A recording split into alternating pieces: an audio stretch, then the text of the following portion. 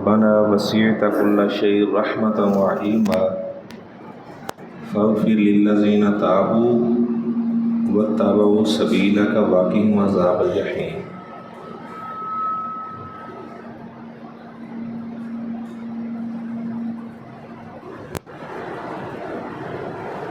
مومن مردوں کا اور مومنات عورتوں کا اللہ تعالیٰ کے ہاں بہت بڑا مقام مرتبہ ہے۔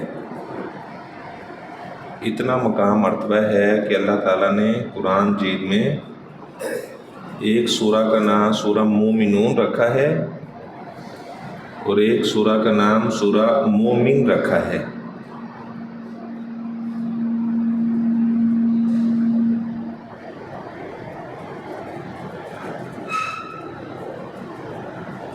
حضرت ابو بکر صدیق رضی اللہ تعالیٰ عنہ فرمایا کرتے تھے، کاش کہ میں مومن آدمی کی داڑھی کا بال ہوتا اور میں فخر محسوس کرتا کہ میں کسی مومن کے چہرے پر لگا ہوا ہوں۔ اور حضرت عمر رضی اللہ تعالیٰ عنہ فرمایا کرتے تھے، کاش کہ میں کسی گلی کا تنکا ہوتا اور کسی مومن کے قدم کے نیچے آ کر میں فخر محسوس کرتا کہ میں کسی مومن کے قدم کے نیچے آیا ہوں۔ اور آپ صلی اللہ علیہ وسلم نے اصحاب صفہ کو ایک دفعہ دودھ پلایا اور آپ صلی اللہ علیہ وسلم نے 80 کے قریب لوگوں کو جب دودھ پلا لیا تو اس کے بعد جو باقی بچا وہ خود آپ نے پیا، اور آپ نے گویا کہ اپنے عمل سے یہ لوگوں کو بتانا چاہا کہ مومنوں کا اللہ تعالیٰ کا اتنا مقام ہے کہ ان کا جو باقی ماندہ دودھ ہے وہ پی کر آپ صلی اللہ علیہ وسلم نے یہ اہل ایمان کا شرف بیان کیا کہ جو مومن آدمی ہے،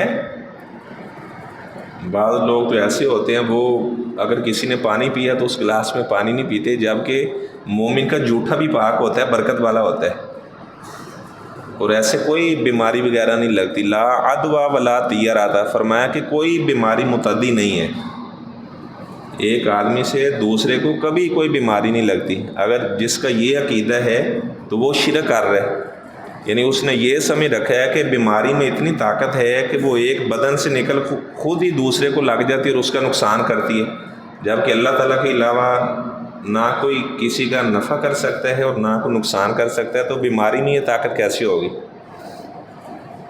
ایکو تھوڑی سی کم کر دیں تاکہ آواز سب کو سمجھ آئے۔ اصل تو یعنی بس بات کا سمجھنا یہ مقصد ہے۔ تو اللہ تعالیٰ ارشاد فرماتے ہیں کہ وہ فرشتے جو اللہ تعالیٰ کے عرش کو اٹھانے والے ہیں وہ مومنوں کے حق میں بخشش کی دعائیں کرتے ہیں۔ 4 فرشتے ایسے ہیں جنہوں نے اللہ تعالیٰ کے عرش کو اٹھایا ہوا ہے، اور وہ اتنے بڑے فرشتے ہیں، آپ صلی اللہ علیہ وسلم نے فرمایا کہ اللہ کی اجازت کے ساتھ میں ایک فرشتے کا وصف آپ کے سامنے بیان کرتا ہوں۔ فرمایا کہ وہ فرشتے اتنے بڑے ہیں کہ اس فرشتے کے کان سے لے کر جو کندھے تک کا فاصلہ ہے، فرمایا کہ وہ 700 سنتین، وہ 700 سال کی مسافت ہے، یعنی کان سے لے کر جو کندھے تک کا فاصلہ ہے وہ 700 سال کی مسافت ہے۔ اب یہ نہیں پتہ کہ آپ صلی اللہ علیہ وسلم نے دنیا والے سال مراد لیے ہیں یا آخرت کے دن والے سال مراد لیے، کیونکہ جو قیامت کا دن ہوگا، آخرت کا دن ہوگا، اگر ہمارے 1000 سال ہوں تو وہ ایک دن پھر اس کے برابر ہوگا۔ اب یہ نہیں پتہ کہ وہ والے سال مراد ہیں جو 1000 سال ہوں تو پھر ہماری دنیا کے 1000 سال تو وہ قیامت والا دن ایک اس کے برابر ہوگا۔ اب پتہ نہیں وہ والے سال مراد لیے ہیں یا جو ہماری دنیا میں جو ہمارے سال چل رہے ہیں یہ مراد لیے، جیسا کہ آپ صلی اللہ علیہ وسلم نے فرمایا قیامت کے قریب جو سورج ہے وہ 1 میل کی مقدار پر آ جائے گا، اور لوگوں کو اتنا پسینہ آیا ہوگا کہ لوگ اپنے پسینے میں گوتے کھا رہے ہوں گے، کسی کا پسینہ اس کے پیٹ تک پہنچا ہوگا، کسی کا اس کے منہ تک، کسی کا چہرہ بھی ڈوبا ہوگا اور اپنے پسینے میں گوتے کھا رہا ہوگا۔ راوی کا بیان ہے، سلیم بن عامر تابی کا بیان ہے، کہتے ہیں اللہ کی قسم میں نہیں جانتا اس میل سے وہ مسافت والا میل مراد ہے، جیسے ہم مسافت والا میل مراد لیتے ہیں کہ جب آپ صلی اللہ علیہ وسلم 9 میل کی مسافت چلے جاتے تو پھر آپ قصر نماز کرتے۔ فرماتے کہ مجھے نہیں پتا کہ یہ مسافت والا میل مراد ہے یا عربی زبان کے اندر جو سرمچو ہوتا ہے جس سے آنکھ میں سرما ڈالا جاتا ہے، یا وہ والا میل مراد ہے کہ جتنا سرمچو ہوتا ہے اس کی مقدار سورج جو اتنا قریب آ جائے گا. اب یا وہ مسافت والا میل مراد ہے یا جو سرمچو جتنا ہوتا ہے اتنا وہ والا سورج وہ مراد ہے اس سے کہ وہ ایک سرمچو کی مقدار آپ دیکھیں وہ کتنا ہوتا ہے 2 انگلیوں کے برابر اتنا قریب سورج آ جائے گا. تو جب آپ دیکھیں سورج جب اتنا دور ہوتا ہے تو اس کی تپش اور حدت یہ کتنی ہم تمازت اور حرارت محسوس کرتے ہیں. تو جو اللہ تعالیٰ کے فرشتے ہیں وہ ایمان والوں کے حق میں یستغفرون للذین آمنوا ربنا وسعت کل شیء رحمۃ وعلما فاغفر للذین تابوا واتبعوا سبیلک وقہم عذاب یا اللہ اہل ایمان کی تو بخشش فرما دے. یا اللہ جو توبہ کرتے ہیں تیرے وہ بڑے پسندیدہ بندے ہوتے ہیں یا اللہ تو انہیں معاف بھی کر دے اور انہیں جہنم کے عذاب سے بچا لینا. یہ فرشتے ایمان والوں کے حق میں دعا کرتے ہیں. ابھی ہم یہاں مسجد میں بیٹھے ہوئے ہیں, آپ صلی اللہ علیہ وسلم نے بے شمار ایسے لوگوں کا ذکر کیا ہے جن کے حق میں فرشتے دعا کرتے ہیں. ہم تو تلاش کرتے ہیں کہ کوئی اللہ کا نیک بندہ مل جائے اس سے دعا کروائیں, تو کیوں نہ فرشتوں کی دعائیں لیں. اچھا میں نے بتایا کہ اللہ تعالیٰ کی عرش کو ابھی 4 فرشتوں نے اٹھایا ہوا ہے. سورہ حاقہ میں اللہ تعالیٰ ارشاد فرماتے ہیں کہ قیامت والے دن اللہ تعالیٰ کی عرش کو 8 فرشتوں نے اٹھایا ہوگا. اور اللہ تعالیٰ کا جو عرش ہے تمام اللہ کی مخلوقات سے بڑا ہے, زمین سے بھی آسمان سے بھی, اور 7 آسمانوں کے اوپر اللہ کا عرش ہے. اور آپ صلی اللہ علیہ وسلم نے فرمایا کہ اللہ سے جب بھی جنت کا سوال کرو تو جنت الفردوس کا سوال کیا کرو, کیونکہ جنت الفردوس کی جو چھت ہے وہ اللہ تعالیٰ کا عرش ہے. تو یعنی انسان اللہ تعالیٰ کے اتنا قریب ہو جائے گا کہ وہ جناب اس اللہ تعالیٰ کا جو عرش ہے وہ جنت الفردوس کی چھت ہے. اور اللہ تبارک و تعالیٰ نے 4 چیزوں کو اپنے ہاتھ سے پیدا کیا. اللہ تعالیٰ کا ہاتھ کیسے ہے؟ جیسے اللہ کی شان کے لائق ہے, تشبیہ نہیں دے سکتے. اس میں عرش کو اللہ تعالیٰ نے اپنے ہاتھ سے پیدا کیا, جنت عدن کو اللہ تعالیٰ نے اپنے ہاتھ سے پیدا کیا, آدم علیہ السلام کو اللہ تعالیٰ نے اپنے ہاتھ سے پیدا کیا. اور اللہ تعالیٰ کی جو سب سے پہلی مخلوق ہے, سب سے پہلے اللہ تعالیٰ نے جس مخلوق کو پیدا کیا وہ عرش ہے. عرش کے بعد سب سے پہلے اللہ تعالیٰ نے قلم کو پیدا کیا. آپ صلی اللہ علیہ وسلم نے فرمایا ان اول ما خلق اللہ القلم, اللہ تعالیٰ نے سب سے پہلے قلم کو پیدا کیا. یعنی عرش کے بعد جو سب سے پہلے اللہ کی مخلوق ہے وہ قلم ہے. اور اللہ تعالیٰ نے قلم سے کہا کہ آپ لکھ لو. تو قلم نے کہا میں کیا لکھوں؟ فرمایا کہ جو ماضی میں ہو چکا ہے وہ بھی لکھ لو, اور جو قیامت تک لیے ہونے والا ہے وہ سارے کا سارا لکھ لو. ابھی وہ قلم کے ذریعے سے اللہ تعالیٰ نے لکھوایا اور لوح محفوظ میں لکھا ہوا ہے کہ اتنے بج کر اتنے منٹ پر مرکز بیت العتیق میں فلاں فلاں بندہ وہ درس سن رہا ہوگا, بیٹھا ہوگا, اتنے مرد وہ اعتکاف کریں گے, خواتین اعتکاف کریں گے. یہ سارے کا سارا لوح محفوظ میں لکھا ہوا ہے. اور جو کرسی ہے واسیہ کرسیہ السماوات والارض, کہ اللہ تعالیٰ کی جو کرسی ہے زمین و آسمان کو اس نے گھیرا ہوا ہے. اور فرمایا کہ جو کرسی ہے موضع القدمین, وہ قدم رکھنے کی جگہ ہے. اب کیسے ہے؟ جیسے اللہ کی شان کے لائق ہے. میں نے بتایا تشبیہ نہیں دے سکتے.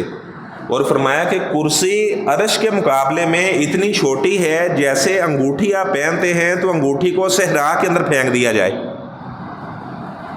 ایک بہت بڑا صحرا ہو, اس میں آپ ایک انگوٹھی کو پھینک دیں تو عرش کے مقابلے میں کرسی ایسے چھوٹی ہے.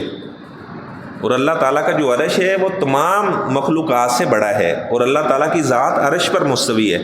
اپنے علم, طاقت, قدرت, دیکھنے سننے کے اعتبار سے اللہ تعالیٰ ہر جگہ پر موجود ہے. اپنی ذات کے اعتبار سے اللہ تعالیٰ عرش کے اوپر ہے. تو حاملین عرش وہ اہل ایمان کے حق میں دعا کرتے ہیں. اور آپ صلی اللہ علیہ وسلم نے فرمایا دعوت المرء المسلم لاخیہ بالغیب, اگر کوئی اپنے مسلمان بھائی کے لیے اس کی عدم موجودگی میں دعا کرتا ہے تو اللہ تعالیٰ ایک فرشتے کو مقرر کر دیتے ہیں. وہ فرشتہ کہتا ہے آمین, یا اللہ یہ چیز اس بندے کو ملے یا نہ ملے, جو بندہ اپنے مسلمان بھائی کے حق میں اس کی عدم موجودگی میں دعا کر رہا ہے یا اللہ یہ چیز اس سے بھی عطا کرنا, وہ فرشتہ آمین کہتا ہے. اور ابو درداء رضی اللہ تعالیٰ جو صحابی تھے, ان کی بیوی ام درداء سے پوچھا گیا کہ ابو درداء کا کوئی وصف بیان کرو. ان کی آنکھوں میں آنسو آ گئے. کہنے لگے کہ ابو درداء کے تو بے شمار ایسے عمل ہیں، میں کون کون سا ان کا عمل بیان کروں، کیونکہ بیوی اپنے خاوند کے بارے میں جو بات جانتی ہوتی ہے کوئی اور نہیں جانتا ہوتا۔ عمر بن عبدالعزیز رحمہ اللہ کی بیوی فاطمہ بنت عبد الملک کا بیان ہے کہ میں نے اپنے شوہر سے بڑھ کر کسی اور کو اللہ کے ڈر سے زیادہ روتے ہوئے نہیں دیکھا۔ عمر بن عبدالعزیز رحمہ اللہ تعالی، جب ان کا نام خلافت کے لیے مقرر کیا گیا تو ایک گھر سے بڑے رونے کی اونچی اونچی آوازیں آ رہی تھی، تو لوگ ان کے گھر کے باہر جمع تھے، تو لوگ آپس میں باتیں کر رہے تھے کہ یہ گھر سے رونے کی آواز کس کی آ رہی ہے؟ تو بتایا گیا کہ عمر بن عبدالعزیز کا نام خلافت کے لیے مقرر کیا گیا ہے، تو وہ اس وجہ سے رو رہے ہیں کہ پتہ نہیں میں اللہ تعالیٰ کی مخلوق کی خدمت کر سکوں گا یا نہ کر سکوں گا، تو اتنا بڑا میرے اوپر خلافت کا بوجھ ڈال دیا گیا ہے۔ جب وہ حج کرنے کے لیے گئے، امیر المومنین تھے، خلیفہ خامس بھی کہا جاتا ہے، انہوں نے خطبہ دیا، ایک تابی کھڑا تھا تو اس کا چھوٹا سا بیٹا بھی ساتھ کھڑا تھا۔ بڑی خوش نصیبی کی بات ہوتی ہے کہ اگر کوئی آدمی حج کرنے کے لیے جائے تو اپنے بچوں کو بھی ساتھ لے جائے، عمرہ کرنے کے لیے جائے تو بچوں کو بھی لے جائے، مسجد میں آئیں تو ساتھ بچوں کو بھی لے آئیں۔ ظاہری بات ہے بچے بھی مسجد سے سیکھتے ہیں، تو یہ مسجد جو ہے آپ صلی اللہ علیہ وسلم نے مسجد کو بے شمار مقاصد کے لیے استعمال کی ہے، اور بڑی خوش نصیبی ہوتی ہے کہ جس محلے میں اگر کوئی مسجد ہوتی ہے، اور وہ بھی پھر خوش نصیبی ہے کہ اگر اہل توحید کی مسجد ہوتی ہے۔ وہ ایک تابی کا بیٹا اپنے باپ سے کہنے لگا کہ ابا جان، اللہ تعالیٰ عمر بن عبدالعزیز سے بڑی محبت کرتے ہیں۔ وہ باپ اس کا کہنے لگا آپ کو کیسے پتہ ہے؟ چھوٹا سا بچہ تھا۔ اس نے کہا ابا جان، جیسے ہی عمر بن عبدالعزیز نے خطبہ دینا شروع کیا تو سارے لوگوں کے ہونٹ حرکت کرنے لگے، اور آپ ہی ہمیں بتاتے ہیں کہ اللہ تعالیٰ ارشاد فرماتے ہیں کہ جو لوگ ایمان لے کر آئے اور جو اللہ تعالیٰ سے محبت کرتے ہیں، سَيَجْعَلُ اللَّهُمُ الرَّحْمَنُ وُدًّا، اللہ تعالیٰ ان کی محبت تمام اہل ایمان کے دلوں میں ڈال دیتا ہے۔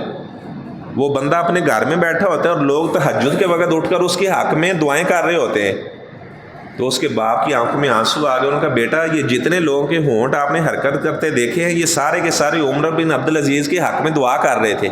بالکل آپ کا اندازہ صحیح تھا، یہ سارے کے سارے لوگ عمر بن عبدالعزیز سے اس لیے پیار کرتے ہیں کیونکہ اللہ تعالیٰ بھی عمر بن عبدالعزیز سے پیار کرتا ہے۔ تو میں بتا رہا تھا کہ ام درداء کی آنکھوں میں آنسو آ گئے، کہنے لگی کہ ابو درداء کے تو بڑے عمل ہیں، میں کون کون سا عمل بتاؤں؟ ایک عمل بتا دیتی ہوں۔ ابو درداء جب دعا کرنے کے لیے بیٹھتے ہیں تو دعا بڑی لمبی کرتے ہیں۔ تو میں نے ابو درداء سے پوچھا کہ ابو درداء آپ اتنی لمبی دعا کیوں کرتے ہیں؟ تو ابو درداء کہنے لگے کہ میرے 360 کے قریب دوست ہیں، میرے 360 کے قریب دوست ہیں، اور جب میں نے اللہ تعالیٰ سے کوئی چیز لینی ہوتی ہے تو میں ایک ایک اپنے دوست کا نام لے کر اس کے حق میں دعا کرتا ہوں، یا اللہ میرے فلاں دوست کو بھی یہ چیز دے دے، یا اللہ فلاں کو بھی یہ چیز دے دے، فلاں کو بھی یہ چیز دے دے۔ تو وہ کہتے اللہ کی قسم مجھے نہیں پتا کہ انہیں وہ چیز ملتی ہے یا نہیں ملتی، کیونکہ میری دعا پہ فرشتہ لبیک کہہ رہا ہوتا ہے، آمین کہہ رہا ہوتا ہے، میں مسلمان بھائیوں کے حق میں دعا کرتا ہوں، تو اس برکت سے اللہ تعالیٰ وہ چیز مجھے عطا کر دیتے ہیں۔ اگر آپ چاہتے ہیں کسی کے پاس ذاتی گھر نہیں ہے، وہ اپنے دوستوں کے حق میں دعا کرے، یا اللہ فلاں میرا دوست ہے، اس کے پاس گھر نہیں ہے، اسے گھر دے دے، یا اللہ فلاں کے پاس گاڑی نہیں ہے، یا اللہ تو اسے گاڑی دے دے۔ آپ جب اس کے حق میں دعا کر رہے ہیں، فرشتہ کہہ رہا ہے آمین، وہ آپ کے حق میں دعا کر رہا ہے کہ یا اللہ یہ چیز اسے عطا کر، اب اسے ملے یا نہ ملے، لیکن آپ کو اللہ تعالیٰ فرشتے کی دعا کو قبول کر کے آپ کے حق میں اللہ تعالیٰ ضرور دعا کو قبول کریں گے۔ لیکن بات یہ ہے کہ کسی کو دعا دینے کے لیے تو دل چاہیے۔ بعض ایسے بخیل لوگ ہیں، کسی کو مال کے ذریعے سے نفع پہنچانا تو دور کی بات ہے، اچھی باتوں کے ذریعے سے نفع پہنچانا تو دور کی بات ہے، وہ کسی کو دعا بھی نہیں دے سکتے۔ کسی کو بندہ دعا دے دے، ازحق اللہ سنہ کا، اللہ تعالیٰ آپ کو ہمیشہ مسکراتا رکھے، اللہ تعالیٰ آپ کو برکت دے۔ آپ صلی اللہ علیہ وسلم دعائیں ایسے دیا کرتے تھے، تو ہمیں چاہیے کہ جو آپ صلی اللہ علیہ وسلم نے فرمایا کہ اگر کوئی بندہ آپ کو تحفہ دیتا ہے تو آپ کو چاہیے کہ آپ بھی اسی طرح کا تحفہ دیں۔ اگر آپ نہیں دے سکتے تو آپ اتنا کہہ دیں جزاک اللہ خیرہ، تو آپ نے فرمایا کہ گویا کہ آپ نے اس کے تحفے کا حق ادا کر دیا جب آپ نے اس کے حق میں دعا کر دی ہے۔ تو اس لیے یہ اپنی روٹین میں لے کر آئیں۔ آپ کا بیٹا آپ کو پانی دینے کے لیے آیا ہے، بیوی نے کھانا رکھا ہے، تو آپ اسے دعا دیں بارک اللہ لکی، اللہ تعالیٰ آپ کو برکت دے، اللہ تعالیٰ آپ کو حج کروائے، اللہ تعالیٰ آپ کو عمرہ کروائے۔ تو آپ دیکھیں یہ والا عمل آپ کریں۔ آپ کسی سے یہ کہ اللہ تعالیٰ آپ کو برکت دے، تو آپ دیکھیں اللہ تبارک و تعالیٰ آپ کو بے شمار رزق بھی عطا کرے گا، اللہ تعالیٰ بہت زیادہ عزت بھی عطا کرے گا جو دوسروں کے حق میں دعا کرتا ہے۔ اور آپ صلی اللہ علیہ وسلم نے فرمایا جو بندہ فرضی نماز پڑھنے